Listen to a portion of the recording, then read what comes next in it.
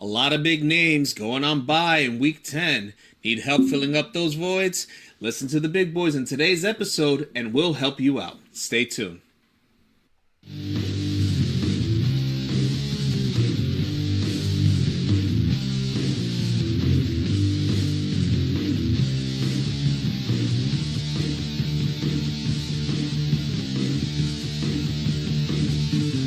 Welcome to the Big Boys of Fantasy. I'm Sobi Subra. And I'm Danny the Jesus, and on today's episode, we'll talk about the players that we were right on, the ones that we were wrong on, the good, the bad, the ugly, early waiver wire pickups. We'll talk about the grueling matchup that's coming up on Thursday between the Panthers at the Bears. But first, the injury report. I hurt myself today. All right, so in injuries, there was one major news for us Giants fans. Daniel Jones came into the game barely and ended up hurting his knee. It was a non-contact injury. Initially, it was thought of as like, okay, this looks like it could be bad. It was confirmed he's out for the year. So Daniel Jones is done. Have no clue what they're going to do there at quarterback except for DeVito. And Jaron Hall did come out of the game with a concussion, and they had to go ahead and throw in Dobbs when he had just gotten to the team. Didn't even know players' names on some of them. He was so not ready, and but that was a big injury during the week. Yeah, and speaking about the Vikings, unfortunately they lost another player, Cam Akers, someone they acquired earlier in the season, hoping to kind of like get that duel going, and he's out again, out for the season with a torn Achilles. Very unfortunate for that. At one point we were thinking, okay, maybe he might overtake Madison. We didn't know what was going on. Madison was getting majority of the carries. Well, it looks like he's going to continue getting the majority of the carries because I don't think they're going to do anything with that. I don't think Cam Akers really ever comes back again. I think it's Cam Akers, right next to J.K. Dobbins. Yeah, I think those guys are I don't think they're old, by They're any not. stretch of the imagination, but I think the injuries that are piling up, it's to the point where I don't know if they could ever be considered by a team to be like a lead back. No, not anymore. I think they're just backups from now on, if they're lucky. In the wide receivers, Josh Palmer was officially put on IR. They had first said he was out, and then they called it that he was on IR. Christian Watson, again, chest and back. My back. Spinal. And then they had to check him for a concussion. So all of it together, he had one catch. And then it turned out, okay, today it came out that it wasn't a concussion, but he's still out for the chest and back. We don't know how long. He just cannot seem to stay healthy. Joshua Downs, we kind of warned about him because he was questionable the whole time. I'm surprised they even put him out there. He ended up playing barely and then coming out with the knee issue. And KJ Osborne, another That was member. scary. That was scary, though. That was a Yeah. scary hit. I don't know if you remember. I It was the one where they collided, where they were all around him for a while because they didn't know what was going on. Oh. Yeah, it was So bad. that's 3 injuries there for the Vikings. So Yeah. he's out with a concussion. We should have just went with the Vikings in order, just I know, bad right? news after bad news after bad news. Yeah. But they won the game, so They did. Yeah. They did. But at what cost? So Yeah, and another injury that we heard today, another back injury. Yeah. Jamar Chase. They're saying he's just a little Thor, but he should be all right. He's a little Thor. Dallas Goedert, unfortunately, it looks like he fractured his forearm. Looks like he's going towards IR. Definitely a bigger name when it comes to the tight ends. So hopefully you'll listen to our the rest of the show and you'll find out what tight ends you can get. at the end of this episode. But there is some good news. Right. There's Finally, finally we some have good some news. good news during the injury Yes, report. there's 4 running backs that are actually slated to come off of IR within the next couple of weeks. Some as soon as next week or this week. Is that what's going on? I think some could be coming back this week. Yeah, yes. that would be James Conner, which will coincide with somebody else that's supposed to be coming back. Won't spoil that until later on. So James Conner, he should be coming back. Kyrie Williams, Sean McVay said that as soon as he's off IR, which is about in 2 weeks, Probably in 2 good weeks. to right? go. They have a game and then a bye. Yes. And then probably coming back. So you're right looking after good for that. Devon Achan. Achan.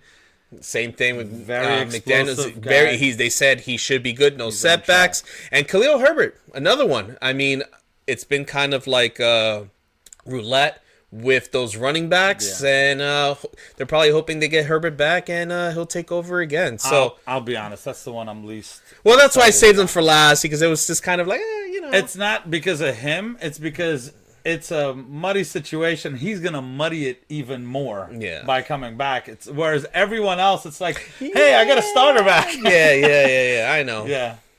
But still, some good news. Right. Now, speaking about good news, it's time for our favorite Monday segment. Yes. The good, the bad, and the ugly. Or, I told you so. Oh, I forgot. I apologize. Yes. The main event is not All here right, yet. all right, hold on. We'll give you the appetizer. Yes. Here's the appetizer. We're going to give you, obviously, if you saw our Friday show, we're giving you sit starts. We're telling you who we think is going to be good and who we don't think you should be playing. So, obviously, we're going to check ourselves here. We'll let you know what we were right on and we were not right on. So, for me, I'm going to go ahead and start from my I Told You So. Shard White. I definitely was, excited to play him. I was saying he's no longer someone you kind of dread playing. And he's getting, more carries also and more involved in the passing game. And he sure did. He ended up doing fantastic this week. And another I Told You So. Tony Pollard. I know it's a little crazy to say sit Tony Pollard, but I figured with the matchup and the fact that he doesn't get that much volume, so he has to do it with the volume that he's getting, that this was going to be a situation where you can kind of sit him, and he did not do so great. So that's my I Told You So. So my I Told You So, I'm going to go with Cole Kmet. So we said it wasn't a great matchup, but I did say it seemed like Bajent really liked using him. And he sure did. He ended up having 2 touchdowns this game, about 50 yards. Definitely, if you sat him, I'm sorry if you did. You should have watched the show and listened to what we said. You know who I'm talking about. You know who you're talking about. And then, as far as another player, actually it's 2 players after this. It's Aaron Jones and A.J. Dillon. I told you Aaron Jones, I wasn't really that keen on him the last couple of weeks, but I did like him for this past week, and hopefully you listened, you played him, he benefited, he was a part of the passing game, he had majority of the touches, he scored a touchdown, he did great for you if you played him, and then you know who didn't do well? A.J. Dillon. And as why? Usual. Why? Because A.J. Dillon is trash. All right, so for that, we told you so. We told you so. I told you. What did I tell you? Didn't I tell you? 'Cause I told you. Mm-hmm. All right. But unfortunately, they all can't be home runs. Mm-hmm. Sometimes you got to strike out. And my big strikeout was Brandon Cooks. Boy, was I wrong. I really thought Dallas was going to utilize him because I felt like if they did, they probably would have won the game. But besides that, Brandon Cooks, big disappointment. Huge. I think he got targeted maybe once, maybe twice. It doesn't even matter. It was like playing. You were better off playing somebody on IR because at least you knew he was going to give you 0 points. It was bad. It was really bad. So my eating crow is actually another couple of running backs. I'm kind of sticking with the running backs here. Darrell Henderson. It just seemed like a good matchup. They're going to use him, and that was going to be the key to how the Rams were going to try to control the ball, win the game, and it just did not work out. I think they were like way behind anyway, right? So they're just, it was not good for I the just think the Rams overall just look terrible. just not terrible, looking good terrible, right terrible. now. So sorry if you played him. I was kind of excited about him this week. And another one, now this one was kind of like a 50-50 because it was always trending that Zach Moss, especially with a good matchup, they're using him a lot. You can go ahead and start Zach Moss. It might be that the Zach Moss train may have finally, I mean, he was very serviceable for a while, and they went heavy with Jonathan Taylor this time, and Zach Moss didn't really do much. So, sorry, I'm definitely, I'm eating crow on that one. Dummy. Yeah. Yeah. So now it's time for the main course. And I told you so. No, I'm just kidding. No, I'm just kidding. All right. Flip it. We could have just called an audible, but it's okay. It's fine. No, this is better. So yes, now it's time for the good, the bad, and the ugly.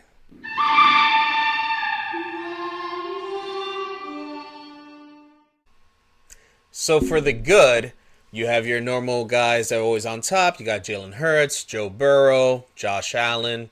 Don't have to worry about those guys. But there's two guys that definitely went over the top. The first one, we'll go with Dak Prescott. 374 yards in the air, 3 touchdowns, 14 yards on the ground. He killed it. As good as he did, there was just someone a little better. And that person is C.J. Stroud. I don't think no one saw that coming. 470 yards in the air with 5 touchdowns. Five. That's unbelievable. Definitely, he's got to run for Rookie of the Year with those type of numbers. And then some other guys that did very good. You got Josh Dobbs, he mentioned earlier, he just kind of got thrown into the game, and he produced for you. Obviously, no one played him. No one thought that he was going to play. Right. But he did 158 yards, 2 touchdowns. He did have 2 turnovers, but he did have 66 yards on the ground with a rushing touchdown. And Baker Mayfield, another person that we've been talking up, saying that someone you can play. I know I recommended him this week as a streaming option. 265 in the air, 2 touchdowns.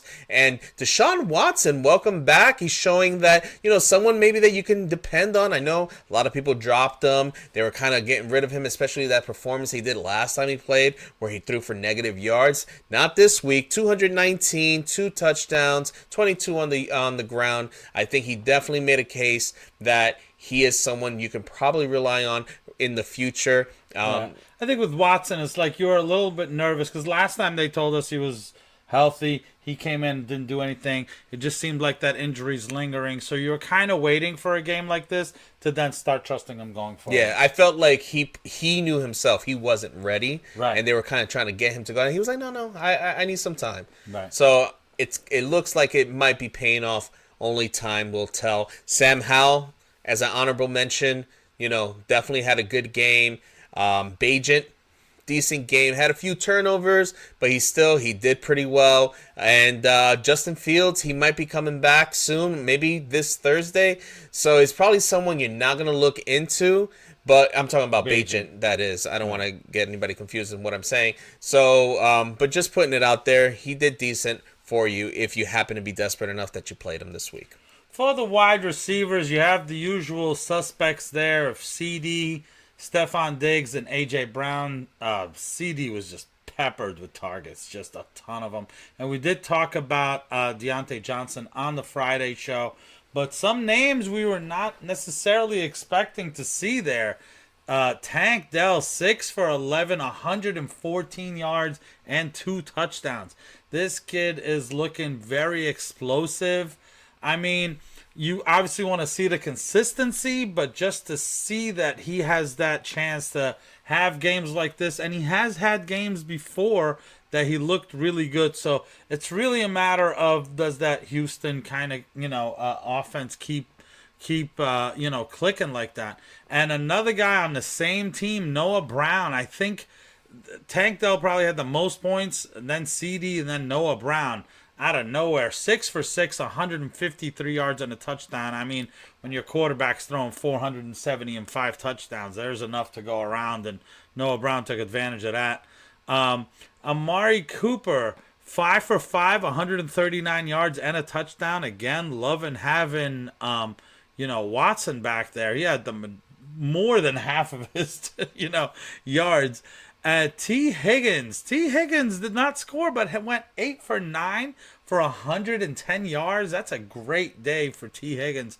And Jahan Dotson, he was definitely somebody you were thinking about. Maybe, do I need a plug-in? Let me plug him in, see what I get. 4 for 8 for 69 yards and a touchdown. He did not disappoint.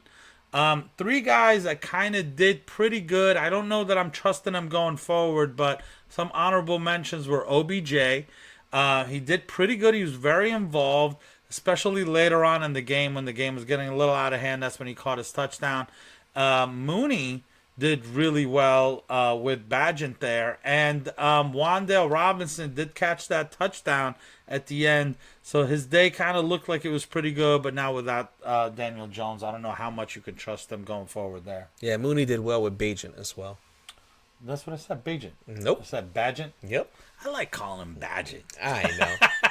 But then you can't call him Secret Badgett, man. I know. That's what it is. All right, so for the running backs, we mentioned some of the guys that played on Thursday. You had Derrick Henry, Jalen Warren, and Najee Harris. So they all did pretty well. But the guy that was the cream of the crop this weekend was Rachaad White. He mentioned him earlier, talking about how he thinks he's going to do very well, and he sure did. 20 attempts, 73 yards on the ground, 2 touchdowns, 4 for 4 for 46. That's the type of product you get from an RB1, and he definitely produced for you this weekend. And Ramondre Stevenson, another one that you were hoping when you drafted him that he'd put up numbers like this, and he did okay, considering the fact that he only had 9 carries, but he turned them into 87 yards, 1 touchdown, caught 4 for 42. Josh Jacobs, welcome back, Josh Jacobs. Somebody you finally could depend on. He ended up having 26 carries. Unbelievable. Nothing in the air, but it doesn't matter. You had all the carries on the ground in a game that was getting out of hand, and he ended up having 98 yards and 2 touchdowns. Aaron Jones, I talked about him before. I thought he was going to have a good game. He turned that into 20 carries, 73 yards, 1 touchdown, 4 receptions, 26 in the air. Hopefully that's for things to come in the future with Aaron Jones, that you can depend on him on a weekly basis. Jonathan Taylor, it seems like he's finally getting his groove, just like Stella. He's got 18 carries, 47 yards, caught 5 for 5, 22 and a touchdown. Joe Mixon, he followed up last week's performance. He didn't do so great on the ground, but his involvement is definitely there. 14 for 37 and a touchdown.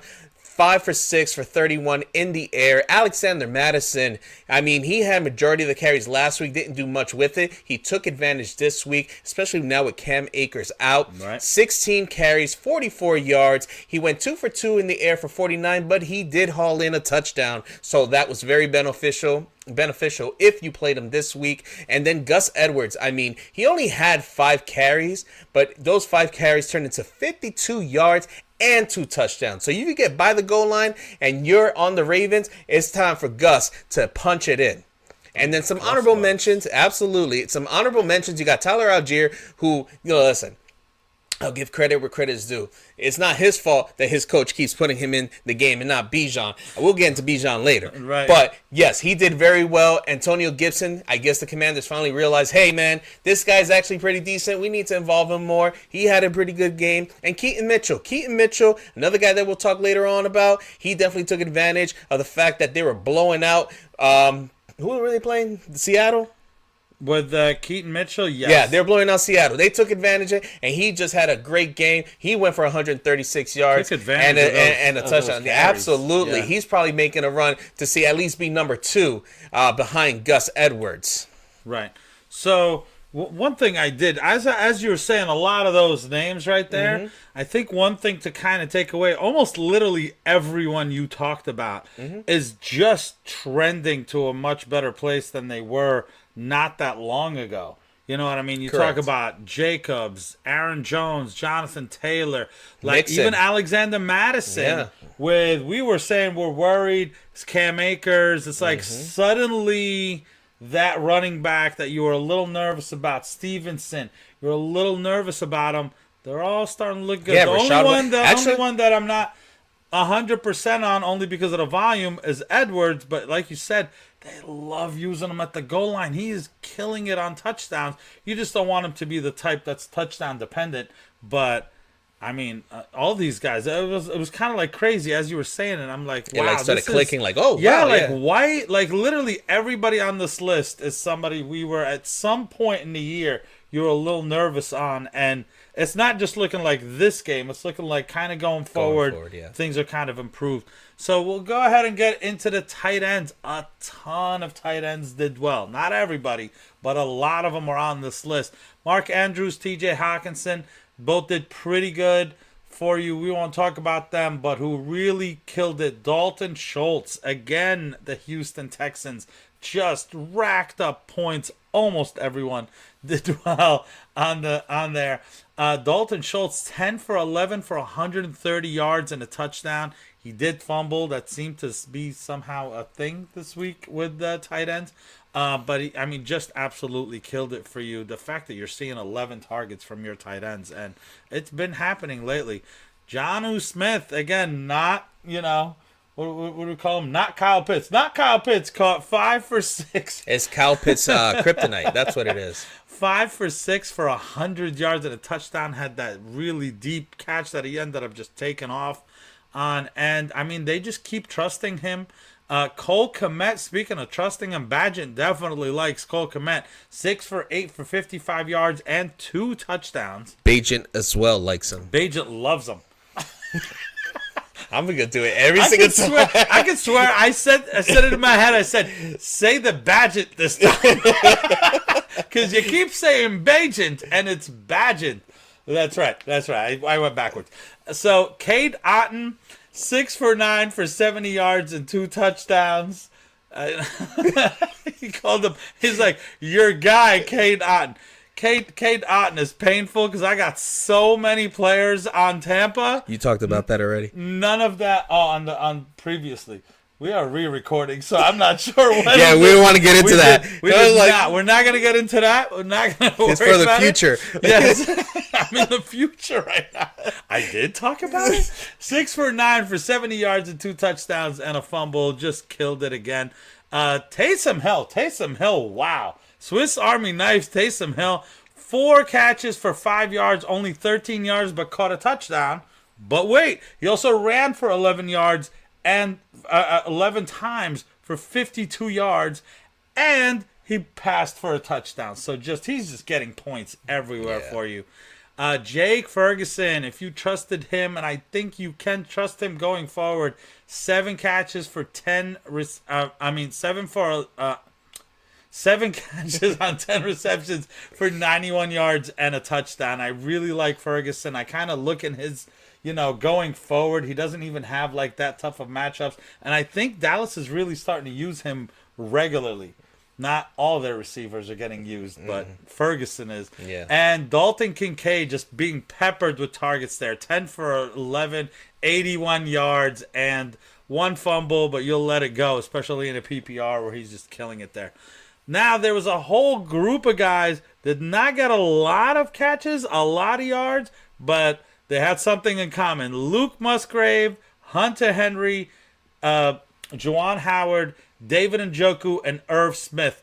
All basically honorable mentions. They all caught a touchdown, so basically all outperformed their projection there. So that's the good.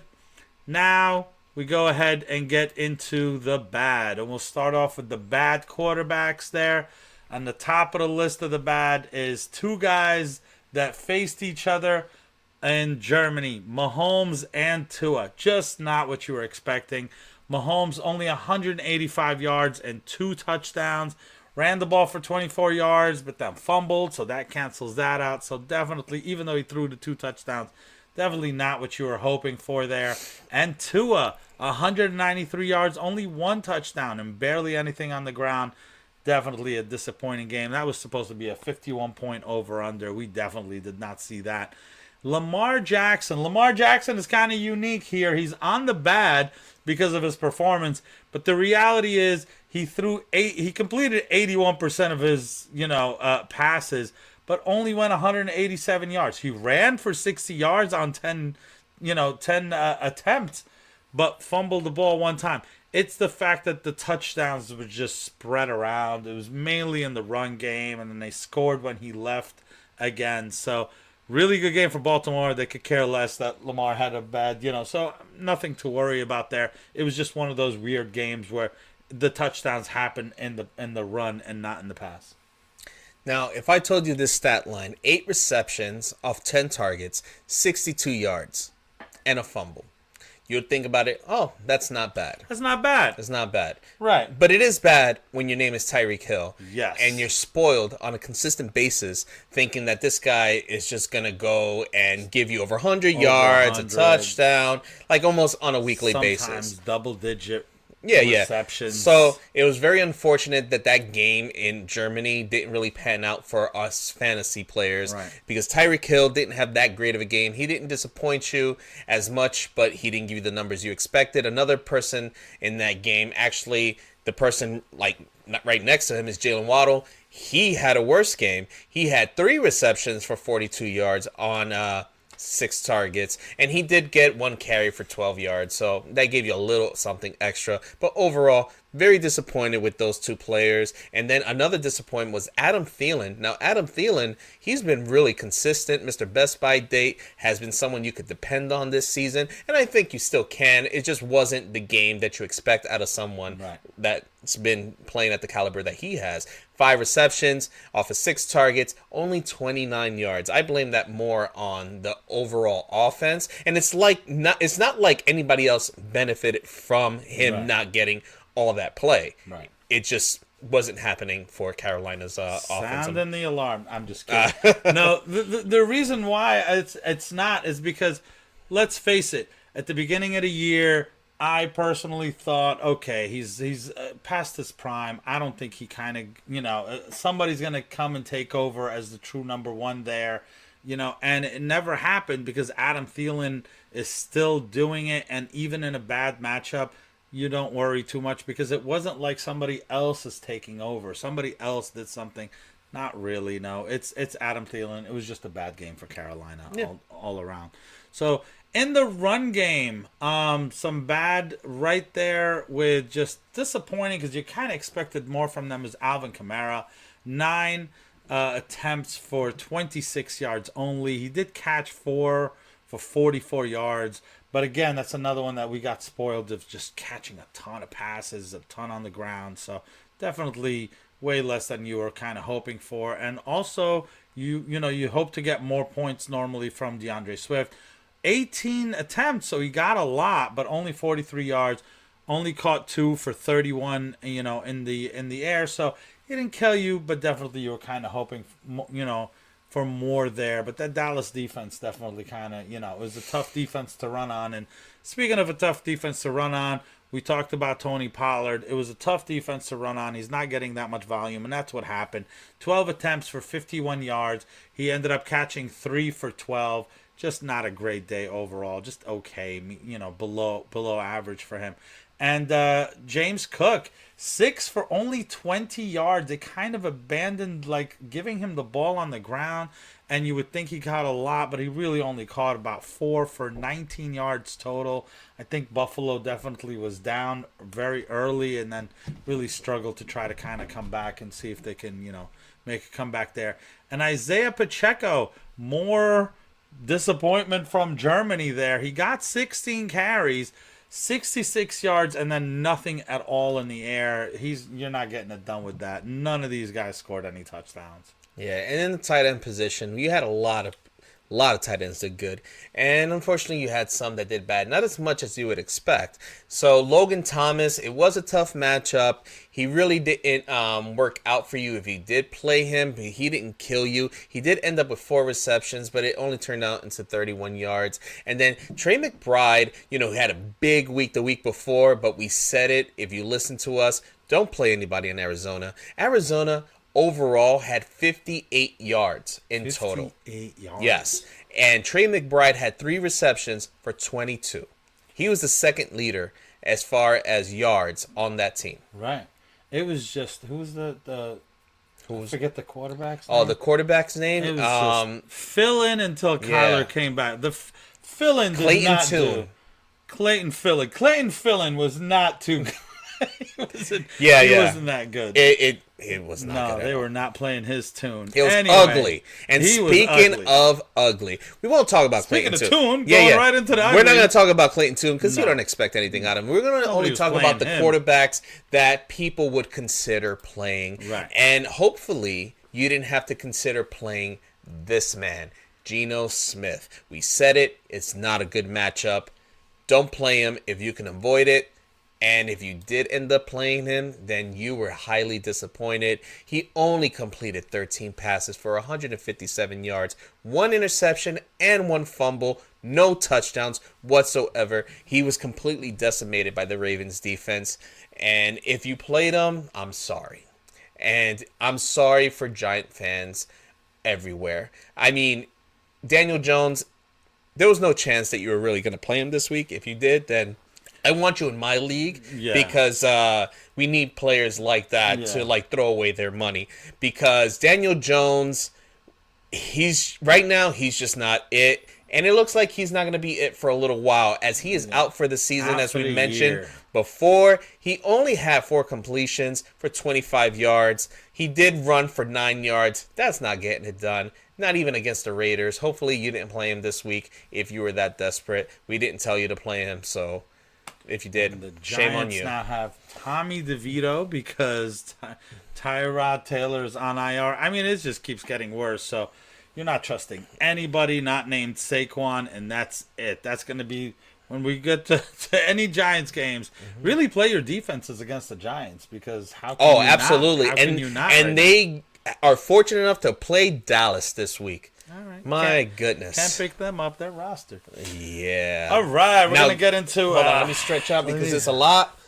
If you need me to tag in, just let me know. I and might. will. I might. This is a All right. big list. It's called all the wide receivers that weren't bad. They were ugly. Okay, way less than what you were hoping for. We're gonna go ahead and start off with the top guys. Jamar Chase caught 4 for 41 in a game where they won against Buffalo. Can't explain it. Don't know what's going on there. Devontae Adams really thought everything was going to start going to him, especially with this whole coaching change, and he was complaining. So, he wants out, and if he's not out, the greasy wheel gets the oil, but got 7 targets, but only caught 4 for 34 yards. Then a pair of guys that has been killing it for you in weeks prior. Again, they're in the ugly. 2 catches on 7 targets for 48 yards for Cooper Kupp, and 3 catches on 7 targets for 32 yards for Puka Nacua. No one got it done on the Rams. And speaking of absolutely no yards going around to Arizona, Marquise Brown had probably the most yards. He did. 4 catches for 24 yards. So how is it not going to be ugly? They didn't have any yards at all. And again, Geno Smith was probably the worst quarterback that actually finished the game. And his 2 receivers were in the ugly too. Tyler Lockett, 3 catches for 32 yards on 8 targets. But still, only 3 for 32. DK Metcalf caught a giant 50-yard catch and run. And that was it. Nothing else after that. But both of them clearly in the ugly.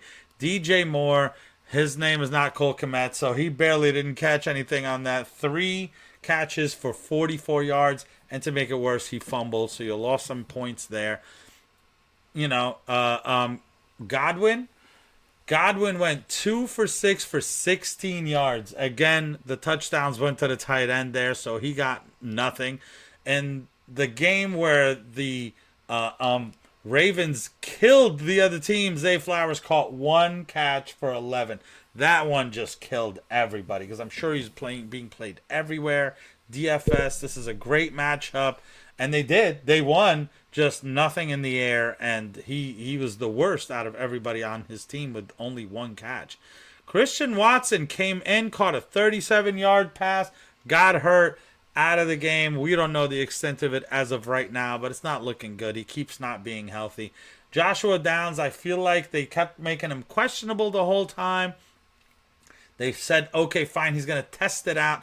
It looks like they tested it out. They tried him in a real game situation. He caught one pass, came out of the game after that. So I don't know that he re-injured himself, whereas where it was kind of more of like, let's just see. And I think they should have just sat him the whole time. And we almost missed a couple of players there because of the way we look at it. We look at everybody's points and who got what. And buried in with guys that don't play or are out for the year or on a bye are Michael Thomas, 0 points. So much for that floor. And on 1 target, no catches. Gabe Davis, no catches on 2 targets. Both of them zeros. And it almost makes no sense. And we already talked about Pickens on the Friday show. Do you want some water? That was a lot. That was a lot. I do. All right. I'm just saying, proud of you, buddy. You Thanks, did it. thanks. It was a lot of trash and wide receivers. A lot of trash. Speaking of trash, I'm going to talk about Bijan Robinson. Now, when I say trash, I don't mean him as the player. I just mean that whole team. Now, I'm going to go on a little rant real quick. Nothing.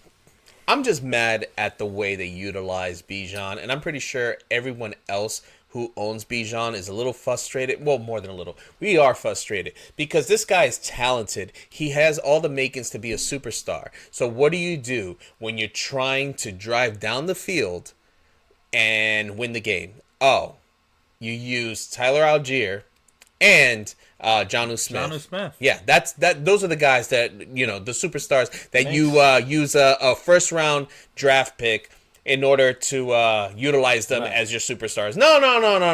Not Kyle Pitts or Bijan Robinson. Yeah, no. Not those guys. And that's with Drake London out. So you figured they would want to feature their right.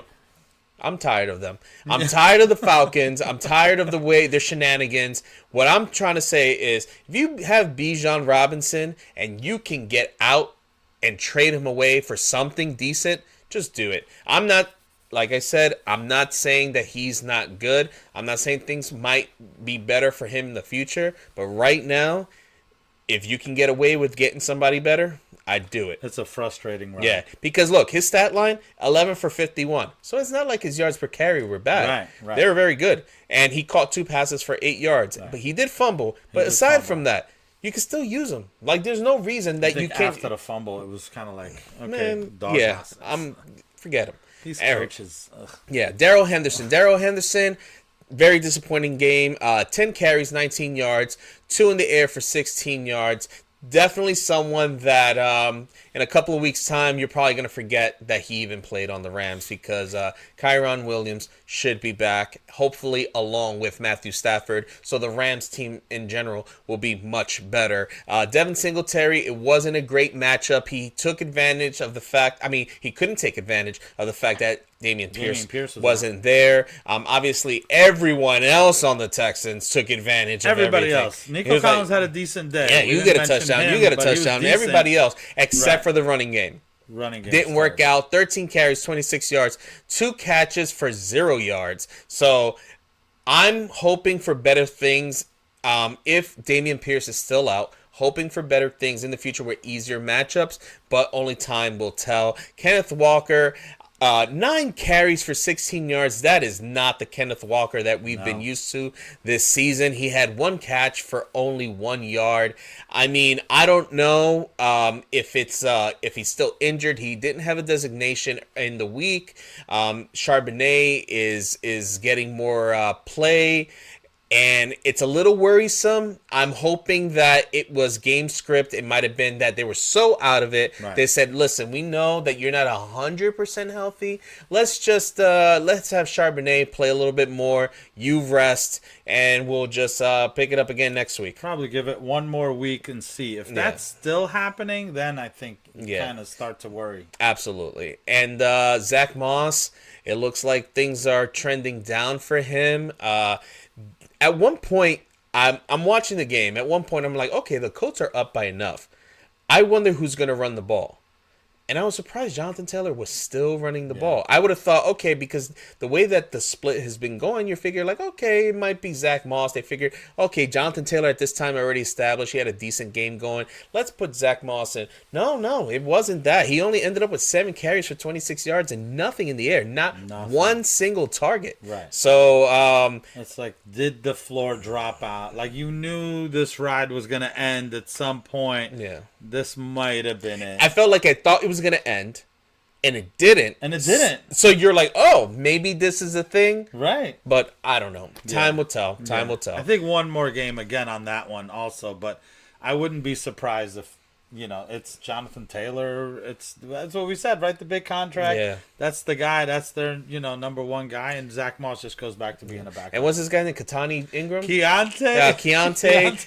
Oh, like about a Keontae? Yeah. Okay. Keontae Ingram. Keontae Ingram. Either way. Knows Keontae. Yeah, if you know him, if you have him, hopefully you didn't play him because he plays for Arizona. And he had 9 carries for 8 yards. He had more carries than yards on the ground. Well, you said 9 for 80?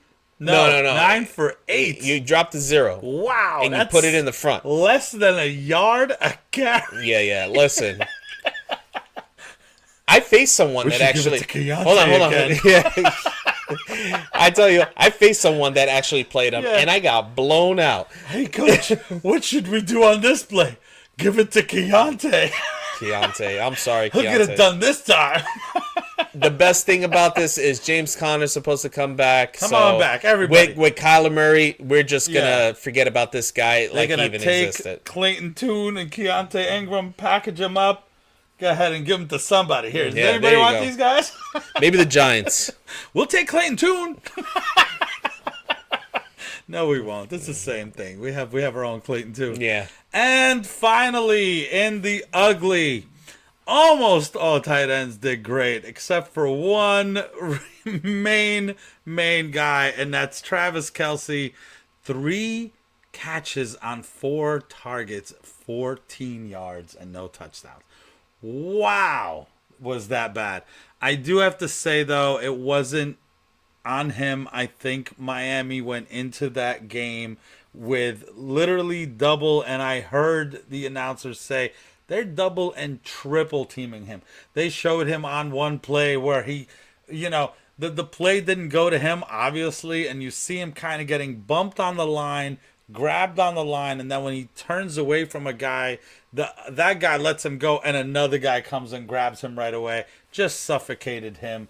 They did that. I mean, they didn't win the game, so, it won't be this is how we beat the Chiefs. Just stop Kelce, but clearly Miami went in it to stop Kelce, so he was definitely the most disappointing by far. Mm-hmm. So, all right. That's the end of that, and we'll get into the waiver wires. Anyone? Oh, pick me. Oh, I know, me. Go ahead. For the early waiver wire picks, we're looking at quarterbacks, and one quarterback to obviously keep an eye out on.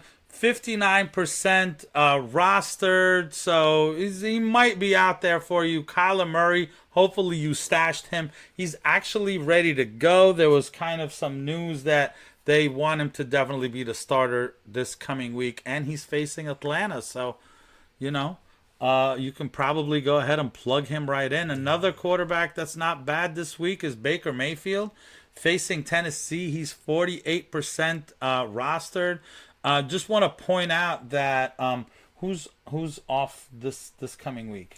This coming week. Oh, we got some big names. This is the big names. So we got the Eagles. No Mahomes. Yes. No Jalen Hurts. And no Tua. So you could definitely end up using. I mean, there's another team there, but I don't really know. It's Stafford. It's the Rams, because he's not really playing right now anyway. Yeah. And Josh Dobbs. I mean, he's definitely interesting. The interesting thing with Dobbs is he's new to the team. And he had a good game right off the bat. So that tells me of how good the weapons that he's been surrounded. You were mentioning that before when Jefferson comes back. So to me, it's not a backup quarterback on a bad team or at least a bad offense. It's someone who looked like he could be capable.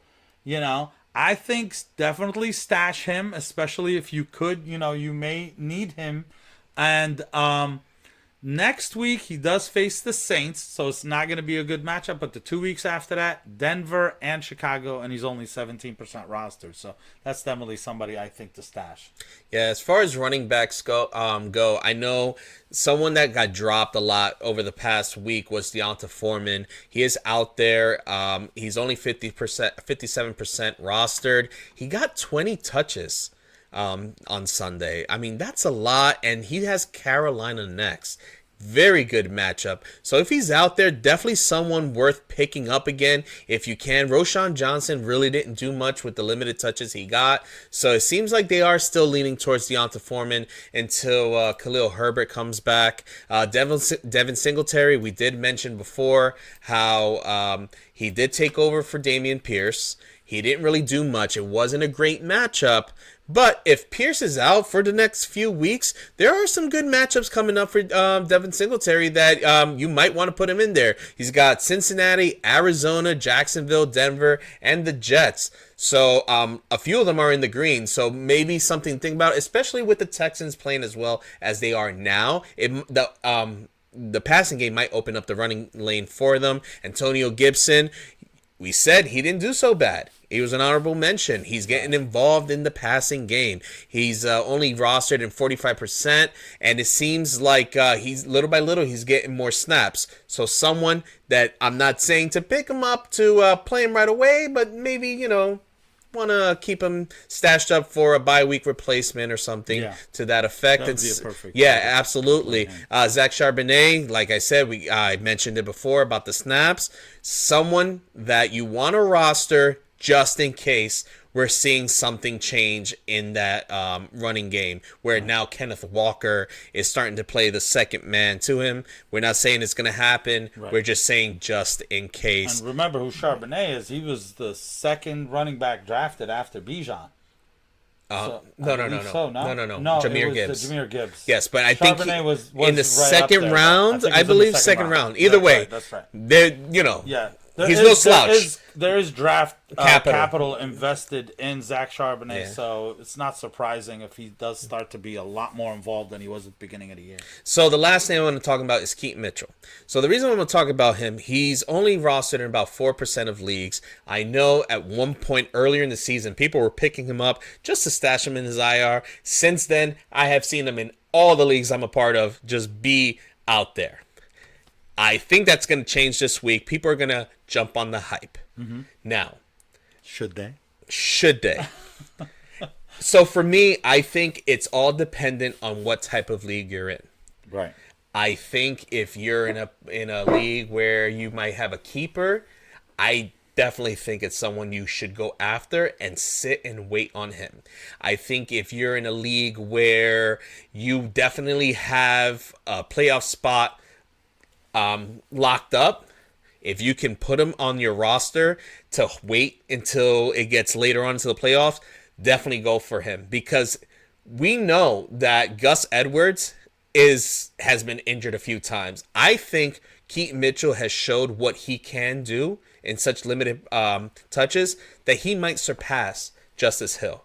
So if he surpasses Justice Hill, that means he's going to get more involved.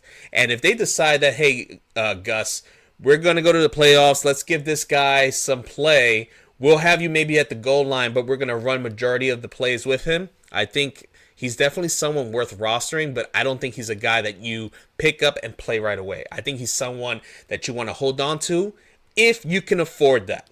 Does that make sense? Yes. I personally would not blow all your fab on a Keaton Mitchell. Don't look at what he did. Look at what he represented to the team. They probably like him. Mm-hmm. They hopefully start using him more. He did look explosive, but at the end of the day, he still ran when it was garbage time. Correct. You know what I mean? It's that he did something with it. He didn't just come in and Keontae Ingram this thing. To me, no. To me, I look at it with him as the future. I look at it like in our keeper league. But it could be. However, let's not forget, I think he's an undrafted free agent. Correct. So he doesn't have draft capital in him. No. Sometimes these guys don't work out. So don't just assume, oh my God, that's their starting running back next year. No. Could be though. It could be though. So if I you think can he's. stash, I think he's definitely worth a the. stash. Yeah, that's what I'm saying. Yes. I think Dynasty. I think he's already taken. So I'm not even really mentioning that for most dynasties. I mean, you got people that you've never heard of that are on your team. But for, like I said, for redraft leagues, I think if you, like I said before, if you have a spot liked up, I see if you can get them cheap. Right. Why not? Take the chance.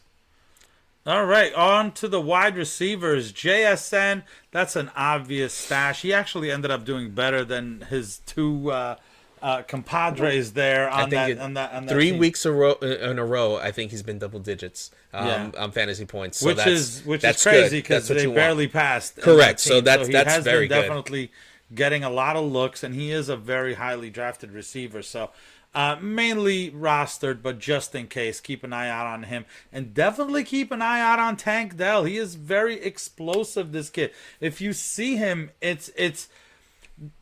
the problem with Tank Dell is he hasn't gotten a lot of play, and then he got injured halfway through the year. So we haven't really seen it all. We've seen some disappointing, barely anything, and we've seen some really highs. So to me, I think you have to make sure he's rostered. No way he should be out there. So I have a funny story. I have a friend of mine. His wife plays fantasy, so sometimes she'll be like, "Oh, look at my team here and there." So she texts me after the fact, and she goes, "Hey, I needed someone last minute. It was like 12:50. I was like, I needed a wide receiver, and I just went on the waiver wire, and I saw Tank Dell there, and I just picked him up." And I guess I did a good job because he blew up. So he was just sitting there. She just like, I'll take the chance. I had spoken to her about him before, like in previous weeks. I don't know if she remembers, but I'm glad that she did that. And now she did, and she listened to the big boys of fantasy. Yes. Right. But I thought that was great. I thought that was. I mean, we're always talking fantasy. Yeah, exactly. Outside of the show, anyway. So people are always asking us, whatever. What do you guys think? But so that was really funny. I was like, oh my goodness, she just fell onto a gem right there and happened to start him. Oh yeah. Yeah, that's great. So there's a few other names there in the receivers. Demario Douglas, I think he didn't have like a fantastic game, but he definitely looks like he is the main target now, especially with Bourne out. 35% rostered. He's definitely worth picking up. And another name worth picking up, he's still only 33% rostered, is Quentin Johnston. Yes. Quentin Johnston, he hasn't done a whole lot. I think he had a decent game last week, and now with Palmer out, Mike Williams is done for the year. That's another rookie that has that potential. He should definitely be stashed. I'm not saying I'm playing him, but definitely stashing him. So another name that did pretty good this week, Juju Smith-Schuster did do pretty good, but he was telling me that we were checking the numbers there, and we were looking. He wasn't really on the field all that much. So it could be because he is playing in the slot and they're not really playing a lot of 3 receiver sets. I know they lean heavily on tight ends and stuff in New England, but Rager is the one that's getting a lot of the play. So I would definitely pick up Juju if he's available, if you have the room, just in case. But he kind of has had so many ups and downs. I don't know that I'd be kind of going crazy, picking him up. But, he's okay. Just keep an eye out on him. And I'm going to go ahead and say don't get too crazy about this giant game that they had for the Texans. Noah Brown, I don't think this is not something he's going to be doing all the time. This is just occasionally these type of players will have this type of game and take advantage of it. So I am not going to go ahead and go out there and be picking up Noah Brown. Yeah, no, I agree. Definitely agree. I mean, he would be like the 3rd, 4th, 5th option, maybe. Right. Yeah, absolutely. Hunter Henry, still only rostered in 38% of leagues, especially with certain injuries that are going on in bye weeks. You can definitely do worse. He did score a touchdown. It seems like he's someone they can depend on in New England.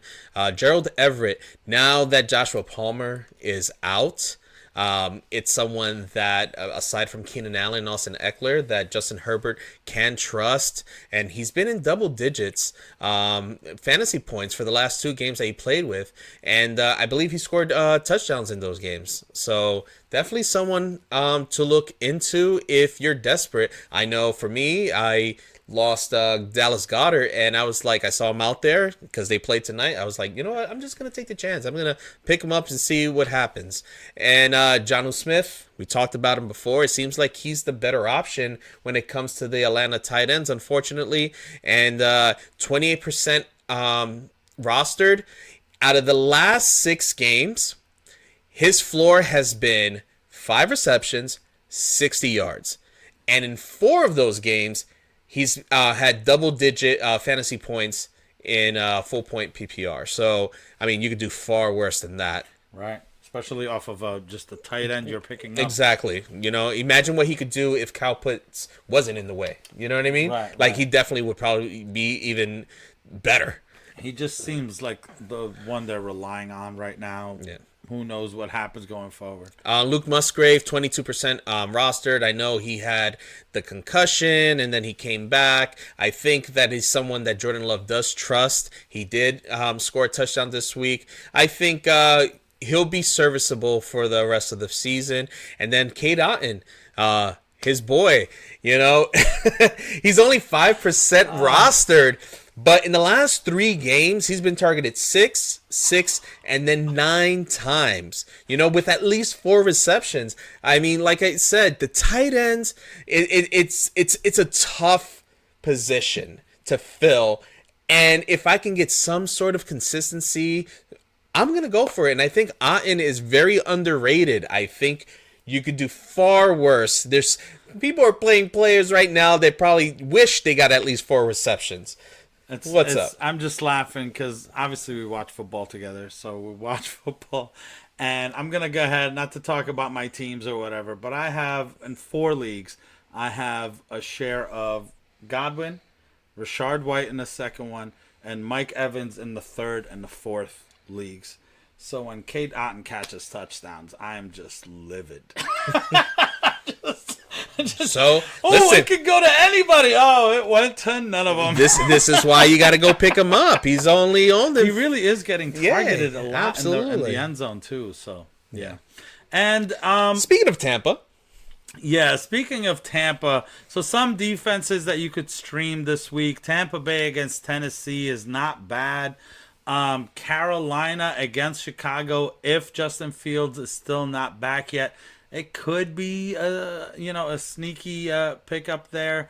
And defense that really killed it this week, so people will probably pick them up, but just keep an eye out on Indy against New England coming up. So that's it for the waiver wire segment. So I guess the last thing, we'll just go ahead and talk about the Thursday game real quick. The Panthers at the Bears. For the Panthers, for me, I'm going to go ahead and go back to trusting Adam Thielen. And I think, we always said play your running backs against the Bears. Chuba, I think, is in play definitely this week. Keep an eye out on Sanders, though. Sanders did look better and finally was getting more involved. Not as involved as Chuba, so to me, it's still Chuba is the guy. But keep an eye out on Sanders. I don't think he's dead just yet.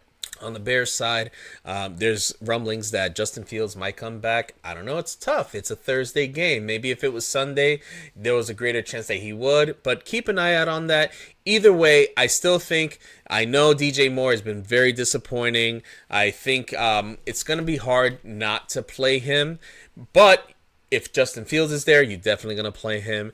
Darnell Mooney, I know we haven't really spoken too much about him, but it seems like Bajent doesn't mind him. He's been okay.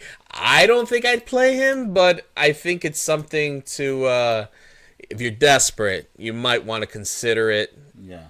But really desperate. That's pretty desperate. Yeah, really desperate. I'd prefer to play Cole Kmet, who seems to be like Bajent's favorite target. So go with that. And then in the run game, I mentioned it before with Deonta Foreman. It's a great matchup. I'm all for it. I'm in on it. Roshan, he really hasn't shown anything. So actually, I saw people dropping him in the middle of the game. So, I mean, let's just go with the guy that's getting the touches. We're gonna go play Deontay Johnson. I mean Deontay Foreman, and that's pretty much it on that side. Any defenses? No. It's tricky. It's tricky. Maybe. No. Because it's both. I think the over/under is going to be low. I'll tell you that. What if Fields plays? And obviously, I think if Fields is playing, you're going to play Fields. Yes. Yeah. Because it was only his thumb. You know, this is one of those tricky things where if you play DFS, you might want to play both defenses. Because you end up, like, if it's a really low-scoring game, like, that's what ends up winning Gotcha. the thing. Because you always have to... It's a one-game slate, 5... We're not doing DFS. Not yet. Maybe next year we'll do a DFS show. Okay. But, all right, guys. Well, that's it for us over here. Check us out on Friday. We may be doing we may be live streaming the show on Friday. We're going to test some things out, see if it's working out, and we'll kind of hopefully let everybody know. If not, soon. It's coming soon. Yeah. But for now, please share, like, subscribe, tell your friends, tell their friends, tell your enemies. That's the thing. It's the sharing, right? Because maybe it's not, you watch a little bit, but then as you share, you can end up, there's a lot of people like us out there that like fantasy every week, talk about fantasy in August, talk about fantasy before the NFL draft. Yeah. So those guys like to watch these type of shows. So, all right. But we'll good luck on Thursday, and we'll see you on Friday. On Friday. All right. Bye.